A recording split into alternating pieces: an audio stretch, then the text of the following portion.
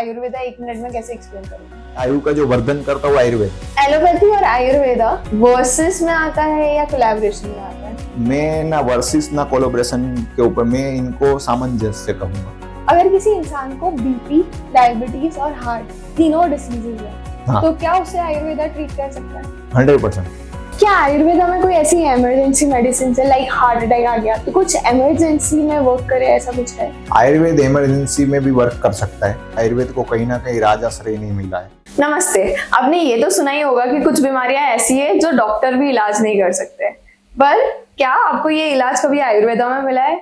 जी हाँ, आज हमारे साथ है आयुर्वेदिक डॉक्टर और हम आपसे बात करने वाले हैं हेल्थ, लाइफस्टाइल और वेलबींग से रिलेटेड। नमस्ते, मैं हूँ प्रिनल गोयल, प्रायोरिटाइजिंग लाइफ से, जहाँ हम आपके हेल्थ के बारे में बात करते हैं। क्या आपकी मम्मी भी आज दादी और नानी के नुस्खे अपनाती है आपकी तबीयत ठीक करने के लिए? और क्या आपके फैमिली में कोई डायबिटिक, बीपी, हार्ट या किडनी पेशेंट है? तो ये पॉडकास्ट जरूर देखिए क्योंकि ये आपके लिए बहुत इंसाइटफुल होने वाला है। आयुर्वेदा जो लास्ट 5000 ईयर्स से लोगों की प्रॉब्लम्स ट्रीट करते आया है, आज हमारे साथ है one of the best Ayurvedic doctor Prince Pfeffer. We welcome you on our podcast. Thank you. Thank you for joining us today. तो हम सबसे पहले आपकी स्टोरी जानना चाहेंगे कि आपने आयुर्वेदा फील्ड ही क्यों चूज किया? क्योंकि मैं जब बचपन में था तब से मेरे को प्रकृति के प्रति लगाव था, और आयुर्वेद में एक श्लोक है, मैंने यूजी के बाद वो देखा। आयुर्वेद प्रिवेंटिव हेल्थ केयर पे ज्यादा फोकस करता है, उसके जो कोर्स को जो होता है उसके कोर्स के ऊपर काम होता है। Correct. तो मैंने आयुर्वेद इसलिए चूज करा कि मेरा पहले से जब बचपन में मॉडर्न इंफ्रास्ट्रक्चर में मेरा पन हो गुजरा, बट मैंने आयुर्वेद इसलिए चूज करा कि मेरे को नेचर के साथ रह के व्यक्ति को उनके जो डिसीज के कोर्स के ऊपर काम करने का टारगेट था, उनको प्रिवेंशन के ऊपर करने का टारगेट था, इसलिए मैंने आयुर्वेद को चूज करा। ऐसी क्या कॉमन डिसीजेज है जो आजकल के आप लोगों में देखते हो और वो आयुर्वेदा इजीली ट्रीट कर सकता है? ऐसे जो आज के जो लाइफस्टाइल डिसऑर्डर है, जैसे इंसोमिया हो गया, एंजाइटी हो गई, अगर अपन सोचे तो डायबिटीज हो गया, बीपी हो गया, heart patient day by day increase हो रहे हैं जैसे आप देख रहे हैं। तो ऐसे बहुत सारे ऐसे डिसीज है जो लाइफस्टाइल डिसऑर्डर कह सकते हैं, वो अभी के टाइम पे ज्यादा ज्यादा हो गए हैं। इंसोमेनिया किस रीजन से होता है और आयुर्वेदा कैसे ट्रीट करता है उसको? इंसोमेनिया जो होता है वो एक सोचे तो लाइफस्टाइल डिसऑर्डर है, जैसे मैंने पहले बताया। और इंसोमेनिया में क्या होता है कि जब व्यक्ति की जो निंद्रा होती है, तो वो प्रॉपर उनका जो स्लीप साइकिल होता है वो डिस्टर्बेंस हो जाता है। और बहुत सारे लोगों को कहा तो उनकी लाइफस्टाइल के कारण, जैसे एंजाइटी वाली लाइफस्टाइल है उनकी, स्ट्रेस, एंजाइटी, यही मेन कॉज। हाँ। और दूसरी बात, ऐसे वो वर्क एरिया में वर्क कर रहे हैं कि जहाँ स्ट्रेसफुल पूरा एटमॉस्फेयर है। तीसरी चीज ऐसी कि आज का जो व्यक्ति है वो अपने ऑक्यूपेशन के प्रति, अपने वर्क के प्रति बहुत ज्यादा स्ट्रेसफुल लाइफस्टाइल हो चुकी है। एक मेन कॉज अभी के टाइम पे इंसोमेनिया का ये है, क्योंकि यही रीजन है। और आयुर्वेदा कैसे ट्रीट करता है इसको? आयुर्वेदा इसको इसलिए ऐसा ट्रीट करता है कि ये जो रीजंस है इनके ऊपर प्रॉपर साइकाट्रिक काउंसलिंग करके अपन उनके ऊपर एक जो मतलब आयुर्वेद में एक जो चीज बताई वो है 10विध पाप कर्म। और जो भी मेंटल डिसऑर्डर होते हैं, वो मेंटल डिसऑर्डर 10विध पाप कर्म में से कोई एक, जैसे काम हो गया, क्रोध हो गया, लोभ हो गया, मोह हो गया, तो ये कहीं ना कहीं मेंटल डिसऑर्डर क्रिएट करते हैं। और इंसोमेनिया भी इसमें से एक मेंटल डिसऑर्डर है। तो उनके जो रीजंस होते हैं उनके ऊपर प्रॉपर काउंसलिंग करके अपन काम कर देंगे। और दूसरी बात, उनके जो अपन मेडिसिन की अगर बात करें तो बहुत सारी ऐसी मेडिसिन भी आयुर्वेद में है कि जो इंसोमेनिया के ऊपर अच्छा वर्क करती है। और बहुत सारे ऐसे जैसे रात में दिनचर्या अध्याय में, अष्टांग हृदय का 2nd चैप्टर दिनचर्या अध्याय, उसमें एक चीज बताइए कि रात में आपको पादा अभियंग करके सोना चाहिए। पादा अभियंग, और जैसे पैर के जो तलवा होता है, तलवे में अपन को मेडिकेटेड ऑयल लगाना चाहिए जिनसे अच्छी नींद आती है। तो ये भी एक ट्रीटमेंट प्रोटोकॉल्स है जिस व्यक्ति इंसोमेनिया से पीड़ित है। अभी काफी सारी आयुर्वेदिक ब्रांड्स है, हाँ। उनके प्रोडक्ट्स कितने सेफ है और किस लेवल तक लेने चाहिए? क्योंकि बहुत सारी ब्रांड्स ये क्लेम भी करती है कि हमारे आयुर्वेदिक प्रोडक्ट लेने से आपकी डिसीज ट्रीट नहीं होगी बल्कि रिवर्स भी हो जाएगी। तो क्या आयुर्वेदा सच में उसमें वर्क करता है? हाँ जी, बिल्कुल, वो आयुर्वेदा इसमें वर्क करता है, बट इसमें आज के टाइम पे जो हर्ब्स मिल रही है उसमें बहुत ज्यादा एडल्ट्रेशन आने लग गया है। उसमें बहुत सारे ऐसे चीज है कि जो बहुत सारे मैन्युफैक्चरर हैं, जो बहुत सारे रॉ मटेरियल सप्लायर हैं, उसमें वो कहीं ना कहीं एडल्ट्रेशन कर देते हैं। तो एडल्ट्रेशन जब होगा तो कहीं ना कहीं वो रिजल्ट ओरिएंटेड नहीं होगा। दूसरी एक चीज है कि पहले के टाइम पे क्या होता था, पहले जब आयुर्वेद जब स्टार्ट हुआ आज से 5000 साल पहले, तब क्या होता है, तब के जमाने के जो ऋषि मुनि थे वो सारी हर्ब्स को उनके वहीं कल्टीवेशन कंजर्वेशन होता था और सीधी हर्ब्स वो सीधा पेशेंट को यूज करते थे। बट आज के टाइम पे क्या है, आज के टाइम पे हर्ब्स अलग व्यक्ति फार्मिंग कर रहा है, उनको ट्रांसपोर्टेशन, तो उसमें उनकी जो सहवीर्यता होती है, उनका जो एक्टिव प्रिंसिपल्स जिसको अपन कह सकते हैं, एक्टिव प्रिंसिपल्स वो कहीं ना कहीं वीक हो जाता है। तो मेरा भी वही विचार है एज आयुर्वेदा फिजिशियन के जब कोई व्यक्ति मतलब प्रैक्टिस कर रहा है आयुर्वेद की, तो कहीं ना कहीं उनको जो मेडिसिन जो आती है उनको खुद कोई मैन्युफैक्चर करना चाहिए उनके लेवल पे, कहा तो उनको कंजर्वेशन कल्टीवेशन करना चाहिए, छोटे हर्बल फार्मिंग जिसको अपन कह सकते हैं। आयुर्वेदिक एलोपैथी से कैसे डिफरेंट है? क्योंकि बहुत सारी बीमारी जो है एलोपैथी मना कर देते हैं कि इसके आगे ट्रीटमेंट नहीं होगा और जैसी बीमारी है वैसी की वैसी रहेगी। फॉर एग्जांपल किडनी डायलिसिस, वो ठीक नहीं हो सकती, रिवर्स नहीं हो सकती, बट आयुर्वेदा क्लेम करता है कि वो रिवर्स हो सकती है। ये कितना सच है और कितना डिफरेंस रहता है दोनों में? देखो, आयुर्वेद और एलोपैथी की अपन अगर दोनों की अपन कंपैरिजन करें तो एलोपैथी वो होता है सिम्टम्स के ऊपर काम करता है। जब किसी व्यक्ति को किसी डिसीज का सिम्टम्स होता है, जैसे किसी व्यक्ति को फीवर आया तो फीवर आने के सिम्टम्स के ऊपर काम होता है, उनको सीधा पैरासिटामोल दिया जाएगा, बट वो फीवर क्यों आया। आयुर्वेद प्रिंसिपल्स जो होता है वो रूट ऑफ कॉज पे ऊपर काम करता है। तो कहीं ना कहीं वो चीज है कि आयुर्वेद और एलोपैथी में बड़ा डिफरेंट है कि आयुर्वेद जो होता है वो उसका जो डिसीज क्यों हुआ, उसके पीछे का आहार क्या है, विहार क्या है।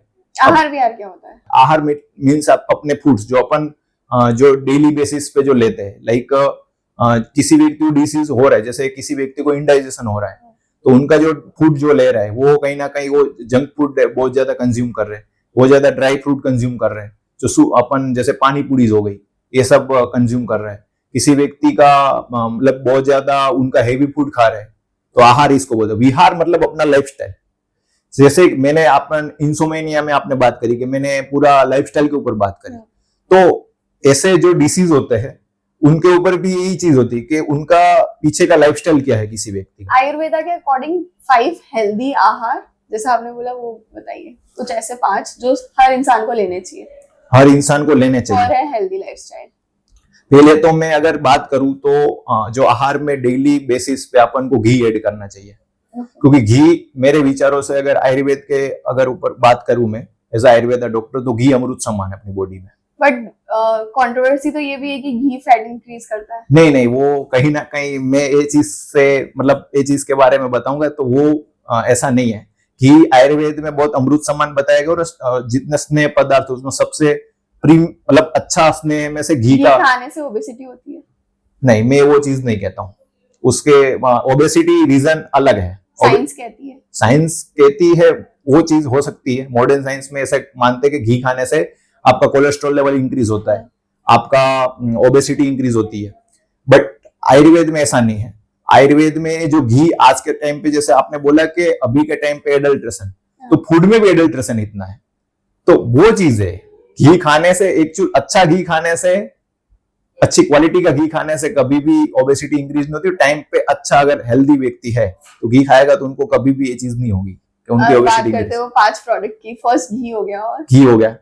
दूसरी प्रोडक्ट अपन सोचे तो जो अनाज हो गया, उसमें से अनाज में से जो नॉर्मल अपने जो गेहूं आता है, अपन को अनाज में भी ऐसी चीज होगी कि जो बहुत सारे एरिया वाइज लोग ऐसा कंज्यूम करने लग गए, यहाँ के एरिया में सिर्फ गेहूं खाते हैं, बहुत सारे एरिया में बाजरा खाते हैं। राइस। तो मैं ये चीज कहूंगा कि अपन को मल्टीग्रेन आटा का ऊपर जाना चाहिए, हर चीज हर व्यक्ति को कंज्यूम करना चाहिए। और आयुर्वेद भी 6 रस के ऊपर कहता है कि आयुर्वेद में 6 रस अपन को एक समान कंज्यूम करना चाहिए। अगर तीसरा प्रोडक्ट की मैं बात करूं तो मेरे विचारों से मिल्क है, और आयुर्वेद में मिल्क के 8 प्रकार बताए गए, उसमें सबसे अच्छा मतलब मिल्क गिना गया वो है गाय का दूध। तो मेरे विचारों से गाय का दूध आपको कंज्यूम करना चाहिए। तीसरे पर मॉडर्न साइंस में तो ये भी है कि milk cold and cough create करता है। नहीं, ये चीज नहीं है एक्चुअल। जो अलग अलग जो मैंने 8 मिल्क बताए उसमें अलग अलग मिल्क का अलग अलग रसगुण वीर्य विपाक है। उसमें जो गाय का दूध है वो सबसे अच्छा इसलिए क्योंकि वो कहीं ना कहीं ओज की वृद्धि करता है, कहीं ना कहीं आयु की वृद्धि करता है, कहीं ना कहीं वो मन के लिए अच्छा है, वो अगर अपन दूसरे दूध की बात करें, जैसे गोट मिल्क हो गया, तो बहुत ज्यादा लाइट है वो, किसी व्यक्ति को ऐसा कोई डिसीज होगी जिसमें अपन को बकरी का दूध पिलाना चाहिए। ऐसे सब अलग अलग मिल्क के बारे में बताया गया आयुर्वेद में। ऐसे 8 प्रकार के मिल्क है, 8 प्रकार के मिल्क के अलग अलग रस गुण वीर्य विभाग है। Okay, fourth product? वो फोर्थ प्रोडक्ट है मूंग दाल। और फिफ्थ प्रोडक्ट में अगर हर्ब्स की बात करूं तो है आंवला। आंवला मेरे विचारों से सबसे ऐसी हर्ब्स है कि जो हर एक व्यक्ति को लेना ही चाहिए कोई ना कोई फॉर्म में। जैसे आंवला का सबसे अच्छा अगर मैं प्रोडक्ट की बात करूं, जो च्यवनप्राश हो गया, जो आपने भी सुना होगा जिसके बारे में। तो च्यवनप्राश एक ऐसी मेडिसिन है, को कहीं ना कहीं आपकी आयु को वृद्धि करती है, आपको ओजों की वृद्धि करती है, आपके ओवरऑल हेल्थ के ऊपर बहुत ज्यादा बेनिफिशियल है। ओके, कोई नया इंसान है तो उसको आप आयुर्वेदा 1 मिनट में कैसे एक्सप्लेन करोगे? 1 मिनट में आयुर्वेदा में कैसे एक्सप्लेन करूंगा? तो इमेजिन करिए आपकी जो बॉडी है पूरा एक साइकिल है, और आयुर्वेद बॉडी के ऊपर ही वर्क करता है, हेल्थ के ऊपर ही वर्क करता है। आयुर्वेद में एक श्लोक है, स्वस्थ स्वास्थ्य रक्षण मातुरस्य विकार प्रशमंच। इनका मीन्स ये होता है कि आयुर्वेद पहले स्वस्थ व्यक्ति की स्वास्थ्य की इंप्रूवमेंट करता है। तो आयुर्वेद को मैं 1 मिनट में समझाऊंगा तो यही है कि आयुर्वेद जो है वो एक ही है कि आयु का जो वर्धन करता हुआ आयुर्वेद है। ओके, ऐसी एक्टिविटीज, ऐसी मेडिसिन, ऐसी लाइफस्टाइल जो आयु का वर्धन करता हुआ आयुर्वेद है। ओके, बात करते हैं डायबिटीज की। हाँ। तो डायबिटीज आयुर्वेदा कैसे ट्रीट कर सकता है? आयुर्वेदा कैसे ट्रीट करता है, पहले तो मैं ये बताऊंगा डायबिटीज का आयुर्वेद में नाम क्या है। आयुर्वेद में जो चैप्टर बताया वो मधुप्रमेह प्रमेह रोग बताया गया है। और आयुर्वेद के अकॉर्डिंग टाइप्स होते हैं। आयुर्वेद के अकॉर्डिंग 20 टाइप्स उसके जो वात के अगर टाइप्स की बात हो, 4 प्रकार के मधुप्रमेह, 4 प्रकार के वात दोष के इंक्रीज होने से होता है। अगर पित्त दोष इंक्रीज हो गया 6 प्रकार के मधुप्रमेह होता है, और 10 प्रकार के मधुप्रमेह जो होता है वो कफ दोष इंक्रीज होने से होता है। ओके, आयुर्वेदा कैसे ट्रीट करता है? आयुर्वेदा पहले तो ये जो मधुप्रमेह वो संतर्पक जन्य व्याधि है। पहले मैं संतर्पक जन्य क्या है उनके बारे में बताता हूँ। संतर्पक मतलब कहीं ना कहीं बॉडी में आपका कफ इंक्रीज हो रहा है, कहीं ना कहीं लेजीनेस वाली लाइफस्टाइल है, कहीं ना कहीं सेडेटिव लाइफस्टाइल है, कहीं ना कहीं किसी व्यक्ति का कोल्ड एंड कफ से भी डायबिटीज होता है। कोल्ड एंड कफ से भी हो सकती है, क्योंकि आपकी लाइफस्टाइल ऐसी है कि आपका एक जगह पे सिटिंग वाली लाइफस्टाइल है, लेजीनेस वाली लाइफस्टाइल है, तो मधुप्रमेह होने के चांसेस ज्यादा है। बट ऐसा नहीं है एक्चुअल में, ये तो मैं बता रहा हूँ। बाकी अगर किसी की स्ट्रेसफुल लाइफस्टाइल है, अगर उनको स्ट्रेसफुल लाइफस्टाइल तो कहीं ना कहीं पित्त जन्य उनको डायबिटीज होगी। अगर इसकी कहीं ना कहीं बहुत ज्यादा रेस्टलेसनेस वाली लाइफस्टाइल है तो वात जन्य डायबिटीज होगी। आयुर्वेद में जो डायबिटीज हो बहुत बड़े विभाग में बताया गया कि डायबिटीज ऐसा नहीं कि 2 टाइप की डायबिटीज, टाइप 1 टाइप 2। आयुर्वेद में 20 प्रकार की डायबिटीज बताई गई है। और आयुर्वेदा इसको कैसे ट्रीट करता है? आयुर्वेदा इसको ट्रीट करता है lifestyle correction, proper medication, proper medicine. और मेडिसिन में क्या क्या रहता है? मेडिसिन में अगर अपन बात करें, हर्ब्स की अगर मैं बात करूं तो हर्ब्स आपको एक तो करेला हो गया, करेले से बनी जो भी प्रोडक्ट्स हैं वो आप कंज्यूम कर सकते हो। विजयासार हो गया। फिर अपन अगर बात करें दूसरे हर्ब्स तो गुमार करके एक हर्ब्स आती है, वो उनके ऊपर वर्क कर सकते हैं। बहुत सारी ऐसी मेडिसिन जो अपन हर्ब्स मिलेगी कहाँ पे? ये हर्ब्स अपन को एक्चुअल आयुर्वेद में ऐसा पता है कि हर्ब्स, ये तो मैं सिर्फ मेडिसिन के नाम बता रहा हूँ, बट इसका जो कॉम्बिनेशन होता है तब वो एक मेडिसिन बनती है, एक पर्सनलाइज पूरा फॉर्मूला बनता है, वो डिसीज के अकॉर्डिंग बनता है। जैसे किसी व्यक्ति के दोष, कोई व्यक्ति डायबिटीज का है किसी डॉक्टर के पास, आयुर्वेदा फिजिशियन के पास, उनके जो रूट ऑफ कॉज है, उनकी जो लाइफस्टाइल है, उनकी जो डायग्नोस करने का जो मतलब पूरा क्राइटेरिया है, उसमें कौन सी हर्ब्स कौन से पेशेंट को देना, वो फिर वो डॉक्टर डिसाइड करता है। आपके न्यू प्लेटफॉर्म वेदा रिचुअल्स पे ये हर्ब्स अवेलेबल है? हाँ, यस, अवेलेबल है। एलोपैथी और आयुर्वेदा वर्सेस में आता है या कोलैबोरेशन में आता है? मैं ना वर्सेस ना कोलैबोरेशन के ऊपर, मैं इनको सामंजस्य कहूंगा। आयुर्वेद जो है 5000 साल पहले लिखा गया है। और आयुर्वेद तब बहुत एडवांस, सबसे ज्यादा एडवांस चिकित्सा पद्धति हुआ करती थी। बट अपन ने देखा है कि अपन जब वेदों पुराण रीड करते हैं तो अपन ने ये भी देखा है कि बहुत जगह पे, जैसे गणेश जी का अपन ने मुख जो था वो हाथी का लगवाया गया था, रिहानोप्लास्टी करी गई थी। तो ए लेवल का एडवांस आयुर्वेद था। बट समय के साथ उनके ग्रंथ नष्ट करे गए, समय के साथ उनको राजश्रय नहीं मिला, और फिर क्या हुआ कि जो मॉडर्न मेडिसिन है उनका जन्म हुआ। और मॉडर्न मेडिसिन अगर मैं कहूँ तो उनका जो व्यापकता है वो बहुत ज्यादा इंक्रीज हो गई, इतना आयुर्वेद के ऊपर फोकस नहीं करा गया। तो होता क्या है कि आयुर्वेद, बहुत सारे लोग ऐसा सोचते हैं कि आयुर्वेद से इमरजेंसी ट्रीट नहीं होती है, बट मैं कहूंगा कि आयुर्वेद से इमरजेंसी ट्रीट होती है, पर उनका प्रॉपर चैनल होना चाहिए। आज आपके टाउन की अगर बात करें तो किसी 5 आयुर्वेदा बड़े मल्टी स्पेशलिस्ट हॉस्पिटल नहीं है, जबकि हर 2 किलोमीटर पे एलोपैथी मल्टी स्पेशलिस्ट हॉस्पिटल आपको मिल जाएगा। तो किसी व्यक्ति को कोई इमरजेंसी हुई तो पहले एलोपैथी चूज इसलिए करता है कि आयुर्वेद का इतना बड़ा व्यापकता नहीं है। तो वो चीज है कि ये कोलैबोरेशन के फाइट नहीं है। पहला टारगेट एज अ डॉक्टर, हमारा टारगेट यही रहता है कि पेशेंट को सही करना, पहला टारगेट ये रहता है। वो पहला टारगेट में वही रहता है कि पेशेंट सही होना चाहिए, वो कोई सी भी पैथी से सही हो, एलोपैथी से सही हो या आयुर्वेद से सही हो, पहला टारगेट हो जाए पेशेंट सही हो। ओके, बीपी किस रीजन से होता है और उसको आयुर्वेदा कैसे ट्रीट करता है?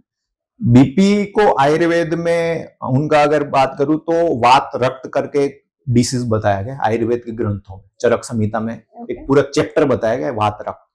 तो आयुर्वेद में जो वात रक्त है उन वही मॉडर्न साइंस में उसको अपन ब्लड प्रेशर कहते हैं।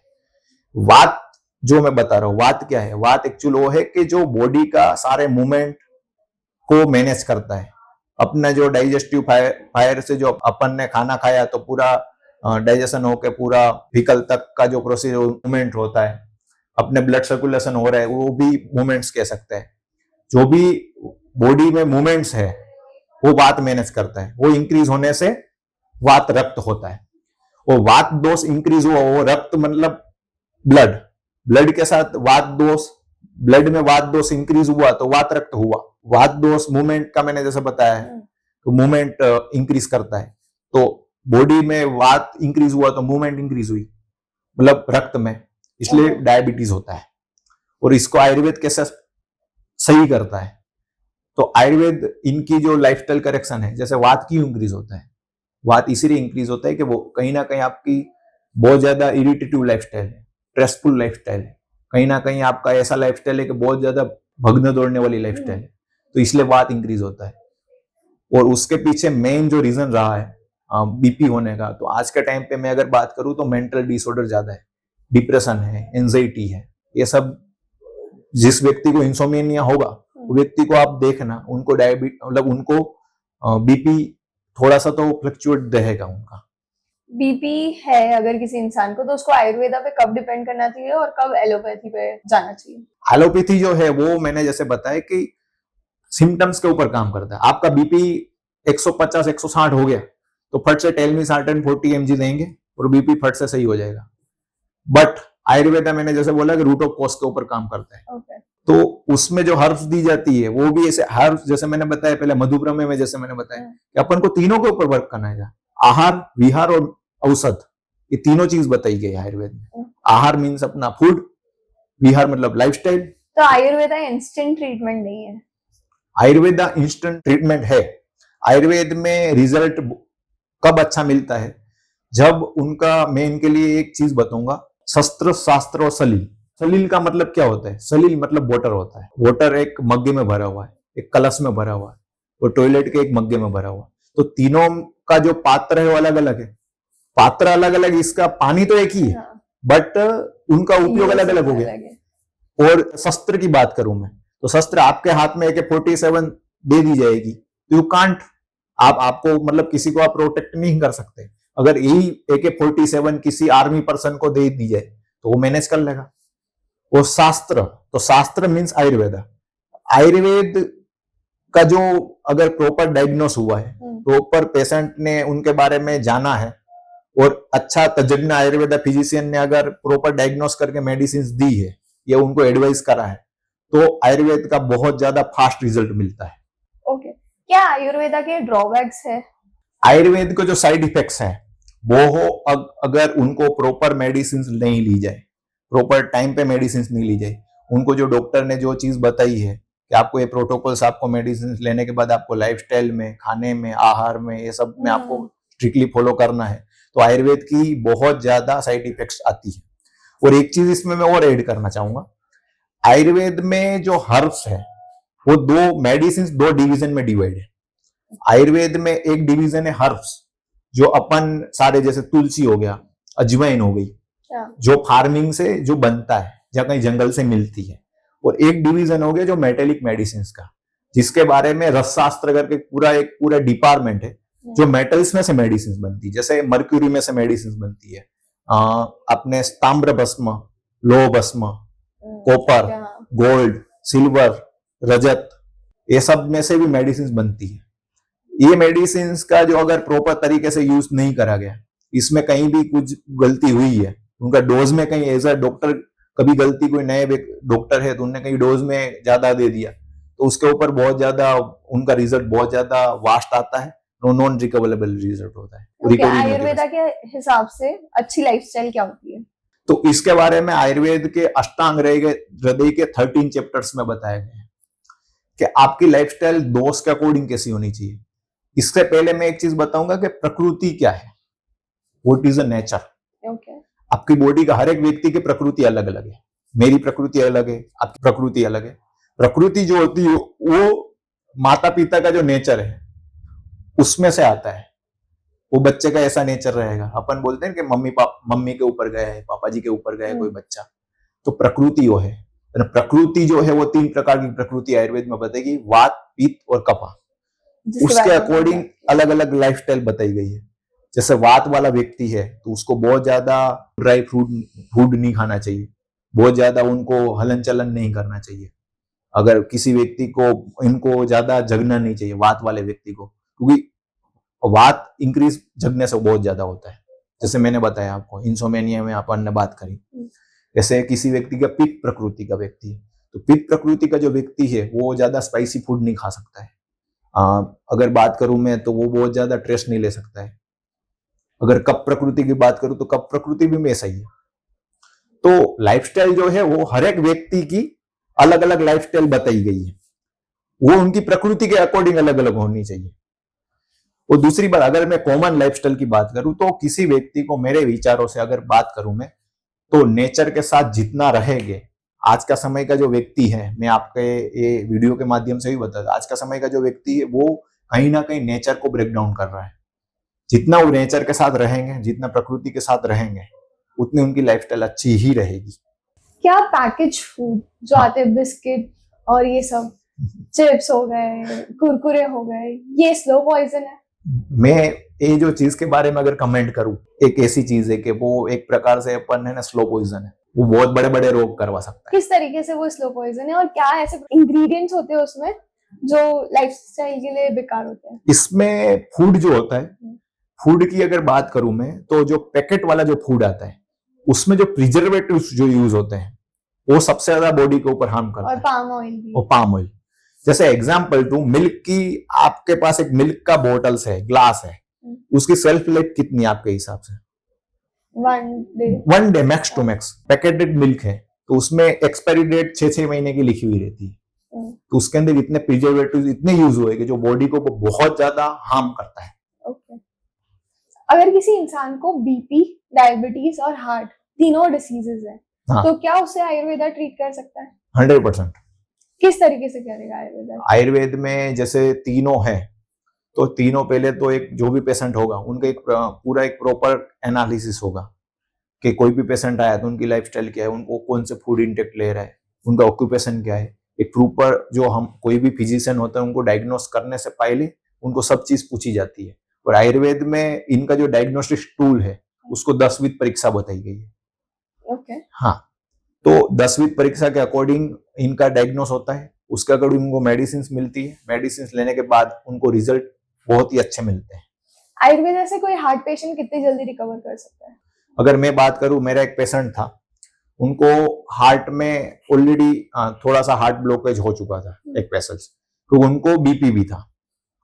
तो मैंने सिर्फ उनको एक ही मेडिसिन दी थी, अर्जुन क्षीर पाक करके। अर्जुन करके एक मेडिसिन है, वो क्षीर मतलब वो मिल्क में बनता है, और गार्लिक जो आता है वो भी उसमें एज अ गार्लिक का पेस्ट भी यूज होता है, और पूरा मेडिसिन आता है। तो वो मेडिसिन उन्होंने 15 दिन लिया था, और 15 दिन में उनको बहुत ज्यादा रिकवरी हो गई थी। Okay, amazing. क्या आयुर्वेदा में कोई ऐसी इमरजेंसी मेडिसिन है, लाइक हार्ट अटैक आ गया तो कुछ इमरजेंसी में वर्क करे, ऐसा कुछ है? आयुर्वेद इमरजेंसी में भी वर्क कर सकता है, पर मैंने जैसे पहले बताया कि आयुर्वेद को कहीं ना कहीं राजाश्रय नहीं मिला है। आयुर्वेद में पहले के समय पे मैं अगर 80 के दशक की बात करूं तो तब आयुर्वेद में इंजेक्शन भी बनते थे, बट उनको अभी क्यों नहीं है वो? अभी गवर्नमेंट ने उनको बैन कर रखा है। वो injection as Ayurveda physician use करना भी बड़ा बैन है, और कोई उनको मैन्युफैक्चर भी नहीं कर सकता है। क्यों नहीं कर सकता है? अगर चोरी छुपके से कोई करे तो ठीक है, बाकी इसलिए नहीं कर सकते क्योंकि वो ऑथेंटिसिटी, जैसे आयुर्वेद को बहुत सारे लोग सूडो साइंस बोलते हैं। आयुर्वेद में एविडेंस बेस्ड मेडिसिन की अगर बात करूं तो लोगों को क्या है कि एक चीज है, बहुत सारी चीज में एविडेंस नहीं है, वो बॉडी पे रिजल्ट अच्छा आता है, पर मॉडर्न साइंस में क्या है कि हर चीज एविडेंस बेस्ड चलता है। आयुर्वेदा और नेचुरोपैथी कैसे रिलेटेड है? आयुर्वेद और नेचुरोपैथी की अगर बात करूं मैं तो दोनों कहीं ना कहीं एक है। आयुर्वेद में एक थर्ड ईयर में सब्जेक्ट बताएगा स्वस्थ वृत्त करके, वो पूरा नेचुरोपैथी है मेरे विचारों से सोचा तो। उसमें mud therapy, water therapy, sitz bath, sun bath, ये सब के बारे में बात करी गई। आयुर्वेदा एक वास्ट फील्ड है, उसमें क्या क्या आता है? नेचुरोपैथी आ गया, एरोमा थेरेपी आ गया, और क्या रहता है? पंचकर्मा। पंचकर्मा। हाँ, पंचकर्मा के क्या बेनिफिट्स रहते हैं? पंचकर्मा एक हिसाब से अपन मॉडर्न साइंस में सर्जिकल प्रोसीजर कैसा है, एक हिसाब से पंचकर्मा भी आयुर्वेद में जब किसी डिसीज होता है उसमें अगर अपन को बहुत, जैसा आपने बोला, फास्ट रिजल्ट चाहिए तो पंचकर्मा हम बताते हैं। जैसे किसी व्यक्ति को अपर जी अटैक का इशू है तो उनको नस्य बताते हैं। किसी व्यक्ति को बहुत ज्यादा लोअर लिम्स में पेन हो रहा है तो उनको हम बस्ती बताते हैं। बस्ती क्या है? बस्ती में मेडिकेटेड ऑयल उनको एनाल कैनाल में प्रोड्यूस करते हैं और काढ़ा भी प्रोड्यूस करते हैं। अगर किसी को बहुत ज्यादा स्किन डिसऑर्डर है, स्किन डिसऑर्डर मतलब ऐसा कि मॉडर्न मेडिसिन में मैंने ऐसे पेशेंट ट्रीट करे हैं कि जो मॉडर्न मेडिसिन में 3-4 डॉक्टर बदल चुके हैं स्किन डिसऑर्डर में, और आयुर्वेद में बस कुछ नहीं, एक पंचकर्मा का एक प्रोसीजर करवाओ तो वो अच्छा रिजल्ट मिलता है। पंचकर्मा में क्या होता है कि जो अपना ब्लड होता है, अनप्यूरिफाइड ब्लड, उसको निकालते हैं। जैसे आपने लीच थेरापी के बारे में सुना होगा, तो लीच थेरापी भी वही है, जलों का उच्चारण। जैसे आपने बहुत जगह पे ऐसा देखा होगा कि सीधा वेन में सुई डालते हैं एंड ब्लड निकालते हुए देखा होगा आपने कई वीडियोस में, और कहीं आपने देखा होगा कि क्या किसी ये सेफ है, ये सारे ट्रीटमेंट्स? यस, सेफ है और रिजल्ट भी बहुत अच्छा मिलता है। एक ऐसा लाइफस्टाइल डिसऑर्डर जो अभी बहुत ट्रेंडिंग में है, पीसीओडी, पीसीओएस, जो सिर्फ आयुर्वेदा ट्रीट कर सकता है, क्योंकि डॉक्टर्स भी यही बोलते हैं कि आयुर्वेदिक मेडिसिन से ही ये ठीक होता है। तो आयुर्वेदिक की क्या मेडिसिन है और आयुर्वेदा इसको कैसे रिवर्स करता है? आयुर्वेद में जो पीसीओडी जो बताया गया वो संतर्पक जन्य व्याधि है। संतर्पक जन्य व्याधि मतलब जो अभी की लाइफस्टाइल जो है, खासकर जिस महिला की उम्र अपर प्यूबर्टी 15 साल से 35 साल तक के एज ग्रुप वाले लोगों की मैं अगर बात करूं तो एज की जो वुमेन्स है उनको, उनका जो लाइफस्टाइल है वो बहुत ज्यादा इरिटेटिव लाइफस्टाइल है, स्ट्रेसफुल लाइफस्टाइल है। और दूसरी बात, अगर किसी की उम्र अभी प्यूबर्टी एज से पहले ही है बट उनको तब भी पीसीओडी हो गया, उनकी लाइफस्टाइल तो ऐसी नहीं थी, स्ट्रेसफुल लाइफस्टाइल नहीं थी, उनको कुछ 10 पार करने में से कोई भी वो ऐसा कुछ था भी नहीं उनकी। तो आज के समय पे किसी भी लड़की को चॉकलेट्स जो होता है वो सबसे ज्यादा प्रिय होता है, तो चॉकलेट्स खाने की आदत एक तो भी संतर्पक, मतलब एक चीज है कि पीसीओडी का जो फूड इंटेक्ट होता है वो ज्यादा प्रोसेस फूड खाते हैं, बहुत ज्यादा। चॉकलेट हार्मफुल है? चॉकलेट हार्मफुल है। चॉकलेट तो कहता है कि पेन रिलीव करता है, वो डार्क चॉकलेट करता है। डार्क चॉकलेट हेल्पफुल है? हाँ, कहीं ना कहीं खा सकते, पर उनका भी कहने का तात्पर्य यह है कि बहुत ज्यादा कंज्यूम करना गलत है ना। किसी व्यक्ति चॉकलेट की भी एडिक्टेड है, अगर बहुत सारे गर्ल्स की अपन बात करें उनको चॉकलेट चाहिए ही चाहिए। तो आप पीसीओडी, पीसीओएस के लिए क्या ऐसी 3 हर्ब्स रिकमेंड करोगे? ऐसी 3 हर्ब्स में अगर बात करें तो शतावरी, मोरिंगा पाउडर, अश्वगंधा, ये वर्क करता है? ये वर्क करता है, और अश्वगंधा बहुत अच्छा वर्क करता है। बात करते हैं किडनी डायलिसिस। मतलब डॉक्टर बोलते हैं कि किडनी डायलिसिस रिवर्स नहीं हो सकती है, जितनी आपकी किडनी खराब हो चुकी है उतनी रहेगी, बाकी इसको रिवर्स नहीं करा जाता। बट आयुर्वेदा क्लेम करता है कि नहीं, इससे आयुर्वेदिक ट्रीटमेंट से रिवर्स हो सकती है, किडनी पहले जैसी हो सकती है। पॉसिबल है वो, पर उसमें एक चीज है कि किडनी डायलिसिस का लेवल क्या है। मतलब पेशेंट की ऐसी चीज है कि आज के समय पे लोग आयुर्वेद को तब एक्सेप्ट करते हैं जब मॉडर्न मेडिसिन में उनको कुछ दिखता नहीं है। ओके। जैसे कैंसर डिसीज की अगर बात करें तो कैंसर डिसीज में ऑलरेडी बहुत सारे कीमो के थेरापीज ले चुके होते हैं, बहुत ज्यादा सर्जरी करवा चुके हैं, तब वो एक्सेप्ट करते हैं। और डायलिसिस, जैसे आपने बताया किडनी डायलिसिस, तो डायलिसिस में भी वही चीज है कि हर 3 दिन में डायलिसिस होने लग गया है, फिर वो पेशेंट तो एक चीज है कि वो आयुर्वेद में भी कहा गया है कि एज अ डॉक्टर आपको कौन सा पेशेंट हाथ में लेना चाहिए, कौन सा पेशेंट नहीं हाथ में लेना चाहिए। तो किडनी डायलिसिस में रिकवरी है, किडनी डिसऑर्डर में रिकवरी है, बट वो तब है जब पेशेंट की सिचुएशन कंडीशन पूरी ठीक हो। और सारे डिसीज में ऐसे है। आप किडनी के पेशेंट्स को क्या रेकमेंड करना चाहेंगे?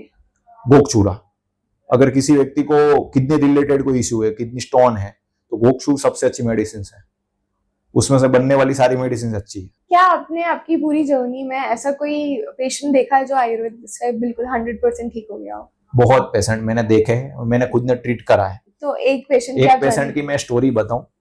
मेरे पास एक पिछले साल एक पेशेंट आए थे, उनकी एज थी 37 ईयर, फीमेल पेशेंट थे। उनको जीबी स्टोन था 7 mm का, और जीबी स्टोन का प्रीनल में अगर बात बताऊं तो एलोपैथी में गोल ब्लेडर को सीधा रिमूव करते लोग। उनको एक चीज का तो वो डर बताते कि आपका अगर जीबी फट गया तो आपको बहुत ज्यादा मतलब पॉइजन फैल जाएगा और आपका बहुत ज्यादा कभी आप एक्सपायर भी हो सकते हो। तो 37 ईयर की एज थी वो फीमेल पेशेंट की, और उनका ऑलरेडी 1 साल पहले, उनसे 1 साल पहले उनका चाइल्ड हुआ था, वो भी सीजरियन सेशन से हुआ था। तो उनके जो हस्बैंड थे वो बहुत ज्यादा डरे हुए थे, क्योंकि वो चाहते नहीं थे कि हम सर्जरी करवाए। वो 37 ईयर की एज, मतलब बहुत ज्यादा ओल्ड एज नहीं गिन सकते, बहुत यंग एज थी। तो एक रेफरेंस से मेरे पास आए वो पेशेंट, उनकी पूरी मतलब हिस्ट्री टेकिंग मैंने करी। उनके पास बहुत सारे इन्वेस्टिगेशन, ऑलरेडी वो सर्जरी तक जा चुके थे, तो उनके पास ऑलरेडी इन्वेस्टिगेशन बहुत सारे थे। इवन उन्होंने सिटी स्कैन करवा रखा था, सोनोग्राफी करवा रखी थी। तो मैंने पूरा देखा और मैंने उनकी 6 मंथ तक प्रॉपर ट्रीटमेंट करी। उनको उनके जीबी स्टोन की, और उसमें बीच में 2 बार हम लोग ने सोनोग्राफी करवाई थी, और आज वो 100% रिकवर होके बढ़िया हेल्दी लाइफस्टाइल जी रहे, और पूरे जीबी स्टोन से रिमूव, मतलब पूरा सही हो चुका है। आयुर्वेद का फ्यूचर क्या है? एज ए डॉक्टर में अगर बात करूं तो आयुर्वेद में अब जो आयुर्वेद का जो टाइम आ रहा है, बहुत ही अच्छा टाइम आ रहा है। अगर आयुर्वेद में एम्प्लॉयमेंट की अगर बात करूं तो कहीं ना कहीं आयुर्वेद में एम्प्लॉयमेंट भी इंक्रीज हो रहा है। अब फ्यूचर डॉक्टर को आयुर्वेदिक डॉक्टर बनने के लिए क्या रेकमेंड करना चाहोगे? मेरा ऐसा मानना है कि अभी वर्ल्ड में 2 सिस्टम है, एक तो हेल्थ केयर सिस्टम और सिक केयर। जो हेल्थ केयर जो है वो ऐसा है कि आयुर्वेद है, जो हेल्दी पर्सन की हेल्थ को और इंप्रूव करे, स्वास्थ्य रक्षण, जैसे मैंने बताया। और सिक केयर मतलब जिस व्यक्ति के एक बार डिसीज होने के बाद व्यक्ति डॉक्टर के पास जाता है और उनकी हेल्थ सही होती है। तो अब जो टाइम आ रहा है वो हेल्थ केयर का आ रहा है, क्योंकि अब लोग हेल्थ के लिए बहुत ज्यादा अवेयर हो चुके हैं, अपनी प्रिवेंटिव हेल्थ के लिए ज्यादा अवेयर हो चुके हैं। फाइनेंशियली अगर बात करूं तो ज्यादा अपनी हेल्थ के लिए ज्यादा इन्वेस्टमेंट लोग करने लगे। तो आयुर्वेद का समय फ्यूचरली ब्राइट इसलिए है कि आयुर्वेद हेल्थ केयर सिस्टम है और एलोपैथी सिक केयर सिस्टम है। अगर किसी व्यक्ति की हेल्थ बिगड़ गई फिर वही हॉस्पिटल जाता है, उनसे पहले एलोपैथी कुछ नहीं है। और आयुर्वेद को वे ऑफ लिविंग है, आपको जीने का तरीका सिखाता है आयुर्वेद, आपको जीना कैसे है, आपकी जो एज है वो ज्यादा इंक्रीज कैसे करे। आयुर्वेद का पहले ही स्लोगन है आयु काम मानेन। इसका मतलब क्या होता है? आयु काम एक श्लोक है आयुर्वेद में। मैं जब पहले फर्स्ट ईयर में मेरा पहला लेक्चर का पहला श्लोक वही आयु काम मानेन धर्म अर्थ सुख साधनम आयुर्वेद उपदेशेषु विधि परमदय। इसका मीनिंग है कि आयुर्वेद का उपदेश क्या है। आयुर्वेद का उपदेश वो है कि पहले आयु की कामना करते हैं, पहले अपन लॉन्ग लाइफ की कामना करते हैं, फिर धर्म मीन्स अपना चैरिटी की बात है, धर्म नॉट हिंदू मुसलमान। अर्थ मीन्स पैसा, फिर लास्ट में धर्म और अर्थ आ गए, उनके बाद मोक्ष तो बाद में है। तो वो चीज है, आयुर्वेद पहले आयु की कामना करता है। हार्ट पेशेंट और किडनी पेशेंट्स के लिए फाइनल मैसेजेस। हार्ट पेशेंट जो है वो ऐसा है कि उनकी जो हार्ट की अगर मेडिसिन चल रही है तो वो मेडिसिन को कंटिन्यू करें। एलोपैथी में चल रही है या कोई भी पैथी में चल रही है। क्यों आयुर्वेदा यूज कर रहे हैं तो फिर उनको आयुर्वेद अगर यूज कर रहे हैं तो फिर उनको एक चीज है कि उनको आयुर्वेद के ऊपर जाना है तो पहले एक अच्छा आयुर्वेदा फिजिशियन के अंडर में कंसल्टेंसी ले, उनकी प्रॉपर मेडिसिन ले। क्या एलोपैथी के साथ आयुर्वेदा ले सकते हैं? ले सकते हैं, पर एक समय के बाद क्या होगा कि आयुर्वेद धीरे धीरे प्लस करना है और एलोपैथी धीरे धीरे माइनस करना है। ओके। एज ए डॉक्टर मैं बता रहा हूँ, हम भी ऐसे ही ट्रीटमेंट करते हैं। अच्छा, आप पहले पूरी मेडिसिन नहीं छुड़वाते हो? हाँ, पूरी मेडिसिन 100% नहीं छोड़वाते, धीरे धीरे लाइफस्टाइल डिसऑर्डर में BP, sugar and heart disease में ऐसा ही वर्क करते हैं। और किडनी डिसीज में? किडनी डिसीज में भी ऐसा ही वर्क होता है ऑलमोस्ट। किडनी डिसीज के पेशेंट्स के लिए एक मैसेज, उनको ऐसी क्या चीजें जो उनकी लाइफ में इंक्लूड करनी चाहिए?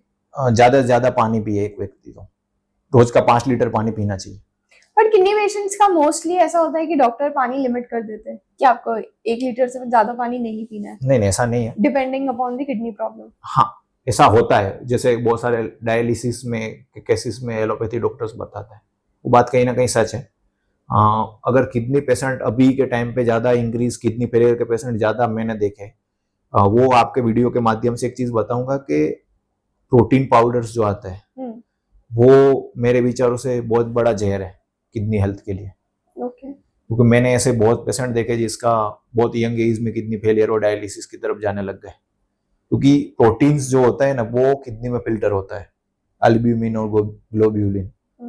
अगर किडनी फंक्शन प्रॉपर नहीं होगा, उसके ऊपर कुछ ना कुछ ऐसी लाइफस्टाइल, फूड इंटेक्ट ऐसा होगा बहुत ज्यादा हैवी मेटल्स वाला, जैसे मैंने आप जो बहुत ज्यादा आर्टिफिशियल प्रोटीन्स वाला, तो किडनी फेलियर हो सकता है। तो खाने में कहीं ना कहीं एक चीज है, नेचुरली जो प्रोटीन्स आते हैं, जैसे बादाम हो गया, काजू हो गया, जो नट्स हो गए, उनको कंज्यूम करना चाहिए, आर्टिफिशियल प्रोटीन्स नहीं लेना चाहिए। वो किडनी हेल्थ के लिए बहुत ज्यादा हार्मफुल है, क्योंकि लोग बॉडी तो बना लेते बट किडनी फेल कर देते हैं। आप हमारे व्यूअर्स को क्या फाइनल मैसेज देना चाहते हैं? एज अ आयुर्वेदा डॉक्टर मैं आपके व्यूअर्स को यही मैसेज देना चाहूंगा कि आयुर्वेद को लोग स्यूडो साइंस मानते हैं, बट आयुर्वेद बहुत ज्यादा एडवांस हेल्थ केयर सिस्टम है। वो दूसरी एक चीज है कि अगर मेरा पूरे पॉडकास्ट की एक लाइन में पूरा कंक्लूजन में बताऊं, तो कोई भी व्यक्ति को अगर हेल्दी रहना है तो आज के समय पे उनको उनके फूड इंटेक में कहीं ना कहीं उनको केमिकल फ्री प्रोडक्ट खाना चाहिए। दूसरी चीज, उनकी जो लाइफस्टाइल है वो कहीं ना कहीं ऐसी होनी चाहिए कि जो नेचर के साथ रहे। अगर तीसरी चीज मैं बताऊं कि किसी व्यक्ति अगर सिटीज में रहता है तो वो व्यक्ति नेचर के साथ नहीं जा सकता है। वो व्यक्ति को मतलब एक चीज है कि वो गार्डन में जाने के लिए उनके पास गार्डन ही नहीं है, तो कहाँ जाएगा।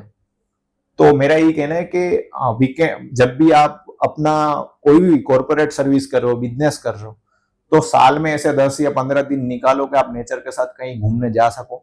कहीं ना कहीं ऐसी जगह पे जाओ कि जहाँ नेचर के साथ आपको सेल्फ हीलिंग का आपको एक अच्छा समय मिले। तो मैं यही आपके व्यूअर्स को बताना चाहूंगा कि कहीं ना कहीं नेचर के साथ रहिए। नेचर आपके लिए, नेचर ही पहला शिक्षक है और नेचर ही आप सबसे ज्यादा अच्छी चीज है। अब चलते हैं सबसे फन और इंटरेस्टिंग सेगमेंट की तरफ, रैपिड फायर क्वेश्चंस। तो मैं आपसे क्वेश्चन पूछूंगी, आपको 1 वर्ड और 1 सेंटेंस में उसका आंसर देना है। शुगर पेशेंट्स के लिए एक super food? Barley. BP patient के लिए? ब्राह्मी और अश्वगंधा। क्या डायबिटिक पेशेंट घी खा सकते हैं? हाँ, खा सकते हैं सर्टेन अमाउंट में। शुगर या जैगरी क्या अच्छा होता है हेल्थ के लिए? जैगरी। हार्ट पेशेंट को कौन सा ऑयल यूज करना चाहिए? सीसम। मिल्क गुड है या बैड डायबिटिक पेशेंट के लिए? गुड है। वॉक या जिम? वॉक। जिम क्यों नहीं करना चाहिए? तो जिम में क्या होता है कि बहुत ज्यादा आयुर्वेद में व्यायाम के बारे में बताया गया, तो व्यायाम अपनी शक्ति के अकॉर्डिंग करना चाहिए। और जिम में क्या होता है कि बहुत ज्यादा लोग एक दूसरे को देख के बहुत ज्यादा वेट लिफ्टिंग कर देते हैं, तो उनको बहुत ज्यादा मतलब हेल्थ इश्यू हो सकते हैं। उनकी शक्ति के अकॉर्डिंग अपन को व्यायाम करना चाहिए। वॉक ऐसा है जैसे कोई व्यक्ति 2 किलोमीटर तक चल सकता है, कोई व्यक्ति 500 मीटर में उनको ऐसा लगेगा ठीक है, तो वॉक को ज्यादा प्रेफरेंस देते हैं as compare to gym. Okay. Fasting diabetic patient के लिए सेफ है? यस। क्या कोल्ड वाटर एक्चुअली हार्मफुल है? हाँ, यस, हार्मफुल है।